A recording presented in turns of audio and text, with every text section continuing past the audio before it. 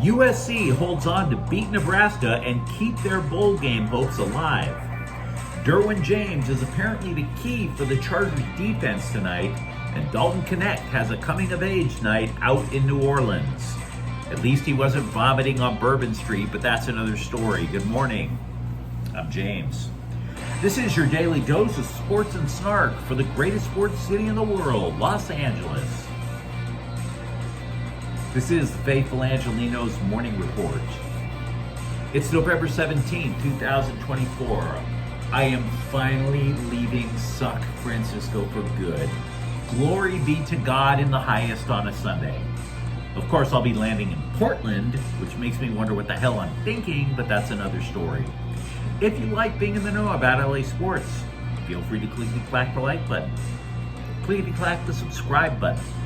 There's a notification bell. Hit that. It'll let you know when we drop new content. Sharing is caring. Let people know we exist, and by all means comment. Now, before we go through the news notes, we have an expanded look at the scoreboard. And the reason is because of USC, which beat Nebraska 28-20. There is a lot to talk about with this game. Jayden Maiava wins in his first start at quarterback for the Trojans, passing for 3 touchdowns, rushing for another. Woody Marks rushed for 146 yards. And yet, USC damn near squandered yet another fourth quarter lead. The Trojans even extended their lead to 8 with 2:45 to go, and yet Nebraska had a chance to tie the game on its final possession. But quarterback Dylan Raiola was intercepted by Greedy Vance on the final play of the game in the end zone. And by the way, when the ball left Raiola's hands, I'm sure he thought he had 6 points. That ball, Greedy Vance damn near looked like he rushed from one corner of the end zone all the way to the opposite side in order to get that pick. So it wasn't a flawless afternoon at the Coliseum by any means. Maiava, he's starting for Miller Moss, and so he comes in, and to be frank, it's kind of erratic. He committed a couple of turnovers. You would have given yourself a concussion from slapping yourself on the head if you had seen that. And by the way, do you remember a guy named Sierra Wright from last year's team? Yeah? He transfers to Nebraska. He intercepts Maiava for a pick 6, and later on in the game blocked a field goal attempt. That dude was balling yesterday. Absolutely balling. Now, I want to take a moment because we have talked a lot recently about the work that the Trojans have to do just to become bowl eligible. Nebraska had a chance to be bowl eligible simply by winning Saturday, right? But Nebraska has lost 9 consecutive games when the stakes were if you win, you get a bowl game. This is a streak that goes back years. They have not earned that 6th win since 2016. We're talking about Barack Obama in the White House, for Pete's sakes. And while we're on the subject of bowl games, keep in mind, because of course you need 6 wins to be bowl eligible, USC needs 1 win in its last 2.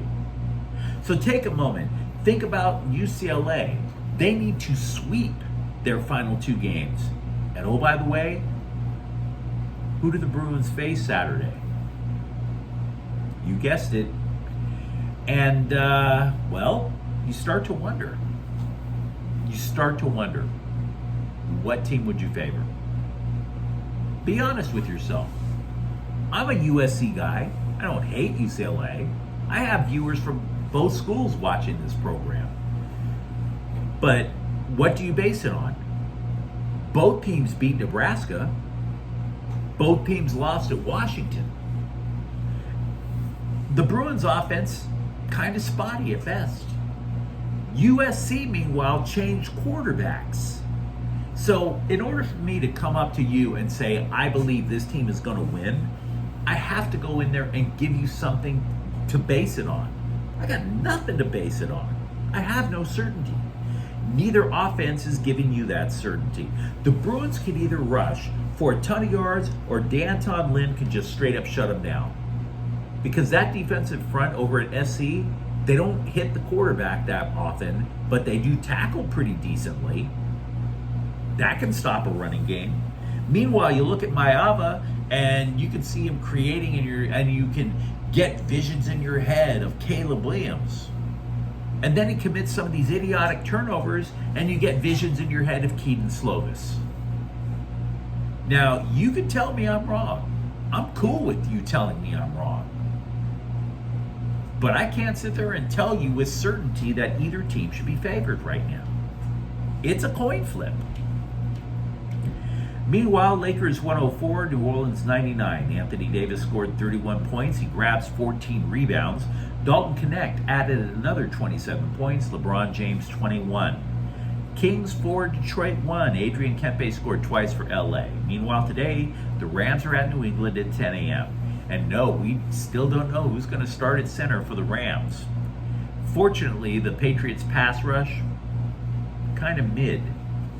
Cincinnati's at the Chargers at 5:20. Defensive end Joey Bosa told the Scribes he expects to see more snaps today. Utah's at the Clippers at 6. One of the Clippers will make his season debut today, according to CBS Sports. So make sure you get your tickets to see Mo Bamba. Yeah, Mo Bamba. Clippers are on a 3-game losing skid, by the way. And also, Cal is at USC basketball at 6:30. The Trojans are 3-0, but they could really use an upgrade in terms of opponent. And let's get to the news. During the week, we mentioned how Charger players get a little peeved when the Scribes start to suggest that the defense has benefited from lining up against mostly terrible opponents, right?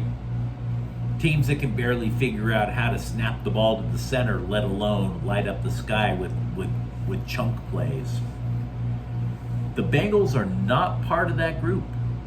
This is a really good offense. It's mostly the same offense that rolled into the Super Bowl a few years ago against the Rams, save a change at running back with Chase Brown. And so if you're the Bolts, what do? Well, The Athletic is forecasting that the Chargers will use a big nickel package. And for those of you who don't know what that means, expect to see nickel coverage, 5 defensive backs, but 3 of them as safeties. And yet, they're not all playing deep. Safety Derwin James is likely to play up on the line. He'll either defend the slot receiver, he could be back he won't be back protecting the deep pass as much. He'll be either defending the slot receiver, helping out against the run, maybe even blitzing the quarterback. The Chargers can afford to play around with where James is going to line up because of the emergence of Elijah Molden. Molden can play the traditional safety role, and that allows the Chargers to bring James up. Defensive coordinator Jesse Minter told The Athletic when James is, quote, close to the ball, when he's close to the action, he's a very disruptive player, unquote. So yeah, don't be surprised if you see Derwin James playing up on the line a lot tonight. LeBron James was quite impressed with Dalton Knecht, who has taken advantage of the time he has gotten in the starting lineup with Rui Hachimura injured. James praised Knecht about damn near everything, just stopping short of saying he's almost like the son I never had.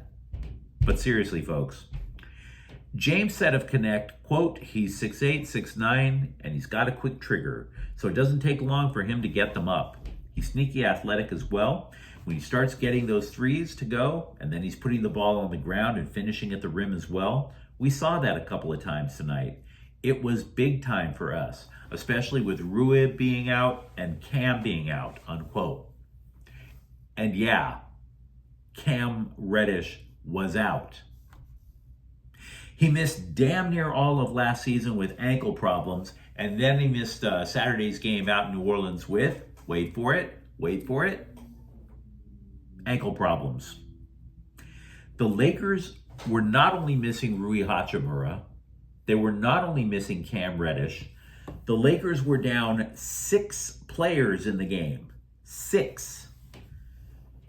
And it wasn't just Knecht getting a benefit from the miles of compression tape that the Lakers training staff had to use in order to keep his teammates' limbs attached. Max Christie also got a chance to start. Only problem? Max Christie still can't score. 2 points as a starter. 2. Pitcher Connor Brogdon has elected free agency after the Dodgers outrighted him to AAA Oklahoma City. Can't say that I blame him. I've been to Oklahoma City. Brogdon spent less than a full season with the Dodgers. He began last season with the Phillies. They designated him for assignment in early April. The Dodgers picked him up in a trade where he made 1 appearance. 1. And if you're sitting there going, why are you telling me this? I agree. Sometimes I wonder, why the hell am I telling you that? The Dodgers also signed reliever Joe Jocks, who was with Arizona last season. He's going to battle for a left-handed spot in the bullpen in the spring. Kings forward Andre Lee has been loaned back to Ontario. Lee played 15 games for the Kings so far this year. He picked up 2 assists. But let me know what you think in the comments thread. Who you got? USC-UCLA? And feel free to tell me why, and hopefully it'll make sense. I'd be willing to listen. For that matter, how important do you find Derwin James to be now in the newly effective and revamped Chargers defense? If you enjoyed the content, don't forget to subscribe to Faithful Angelenos. We talk LA sports here every single day. Thank you for watching. I'm James. We'll be back tomorrow.